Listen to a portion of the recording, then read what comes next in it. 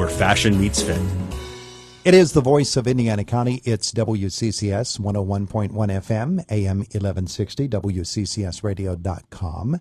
Our conversation with the folks from Citizens Ambulance brought to you by Marcus & Mack, voted best personal injury law firm in the Best of Indiana County contest. Marcus & Mack, a law firm representing injured people. And in the studio we're familiar with them very much. Sandy Gillette is here, and Dave Schaefer and BJ Pino. Good morning, folks. Good morning. Dave, you sent me some interesting numbers yesterday. Step up to the microphone. I want to ask you about that number because just after Thanksgiving, the 2024 membership letters went out.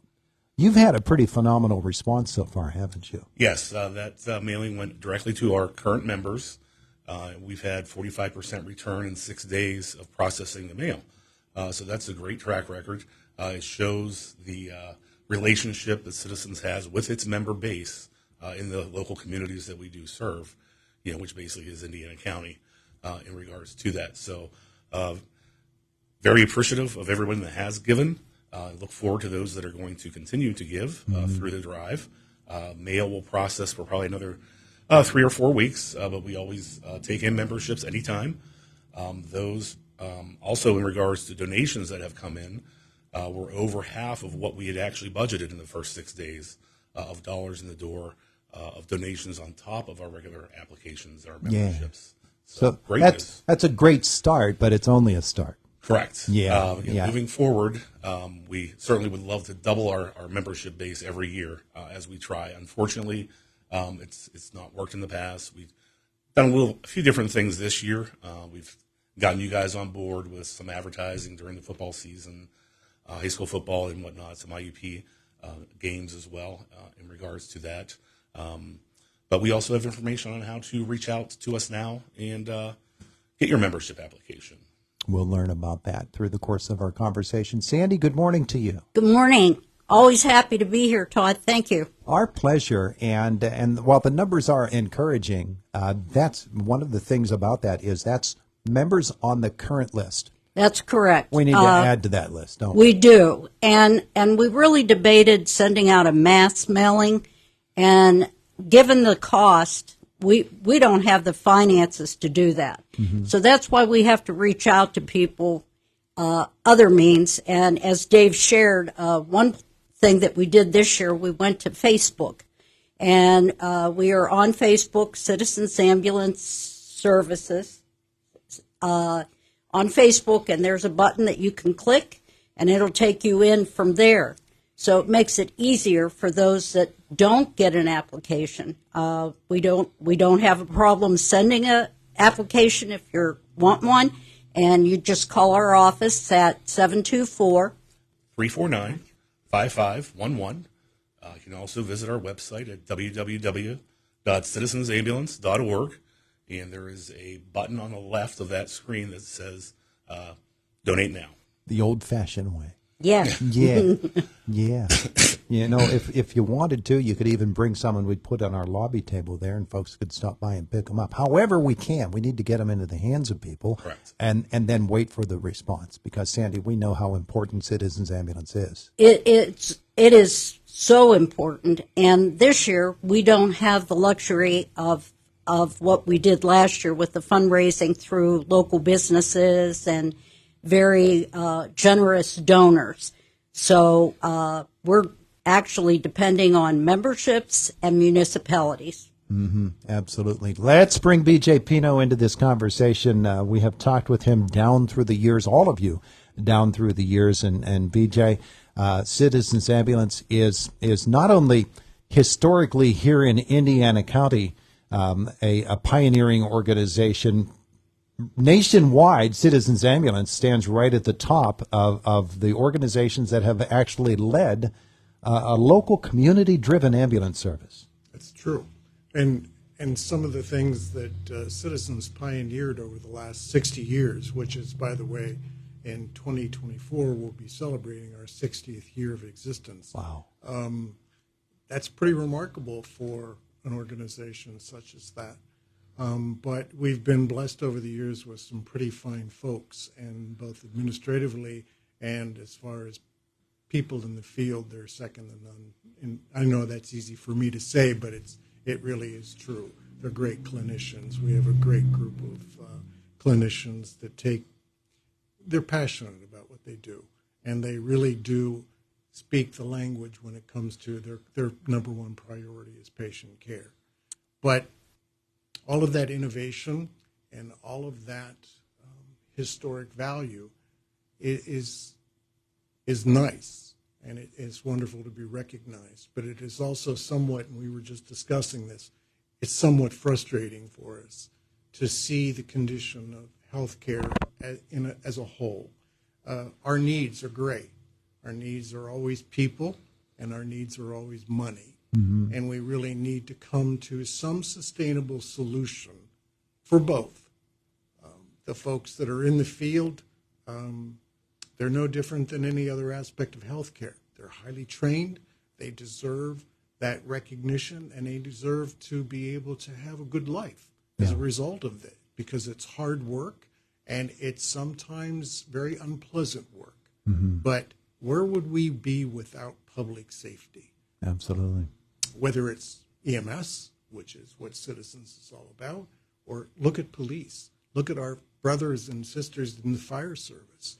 Our community is greatly blessed by a tremendous team of public safety entities, and they're here to take care of all of our communities, and they do a pretty darn good job, if you ask me. Yeah, I think what I need to do in the very near future is get some folks in who are actually in the back of the ambulance treating people, because what they have to go through in terms of training, number one, but in terms of preparing themselves for the stress load that they have to take on, for the dangers of the job, because it can be a dangerous job. There are substances out there, you come into contact with them, they can kill you. And so they have this tremendous need to work quickly and efficiently and carefully. And at the same time, as they're working so quickly to get somebody cared for in the best possible way, they have to move cautiously.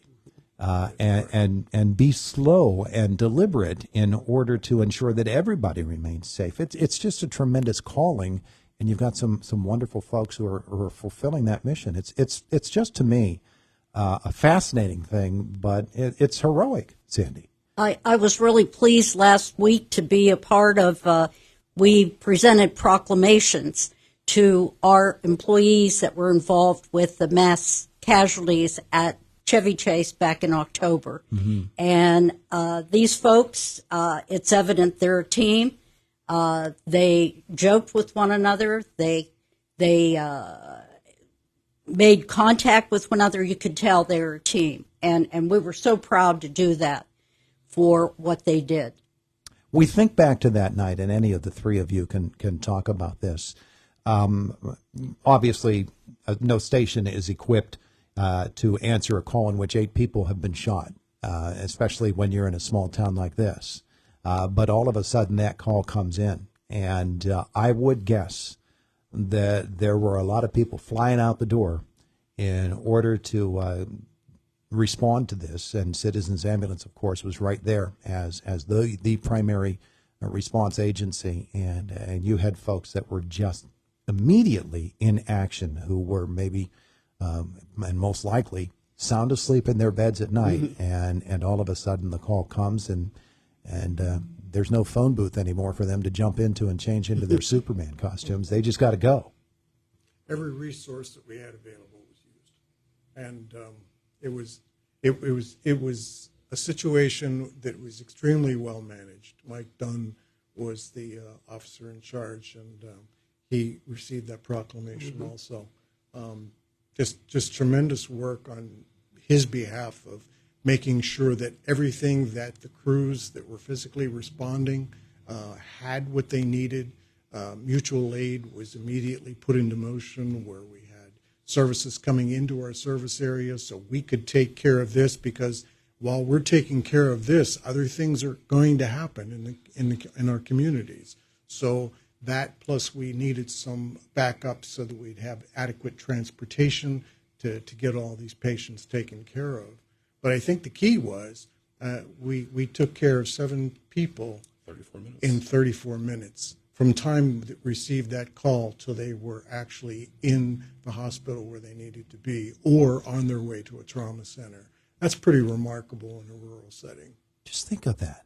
Think of that response time, Yes. and not only responding, but then following through, taking the necessary steps, getting there, getting through the crowds of people, finding the shooting victims, and then getting them to the hospital that quickly. It is absolutely phenomenal, and they're all to be congratulated. But you know what? These times always go way too fast. And we're running out of it now. So we want to once more give people the opportunity to support Citizens Ambulance in whatever way they can find to do that. Membership drives, support through donations, whatever it is. So let's make that final push here this morning. All I would like to tell the public is this: thank you for what you are doing to support emergency medical services and all public safety in our communities.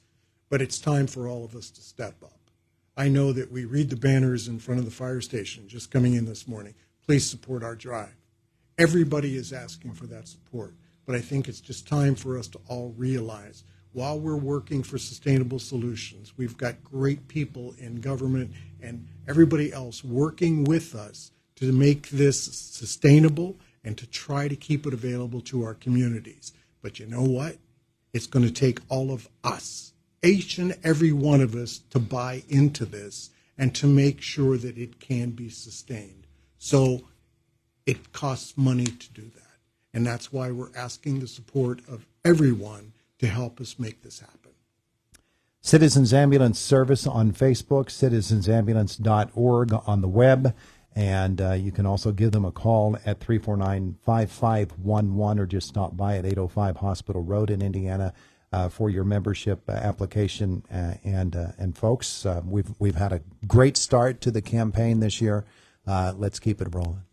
Thanks, Todd. Right on, Todd. Thank you. Sandy, Dave, BJ, thank you all so much. It is the voice of Indiana County. It's WCCS 101.1 FM, AM 1160, and WCCSradio.com.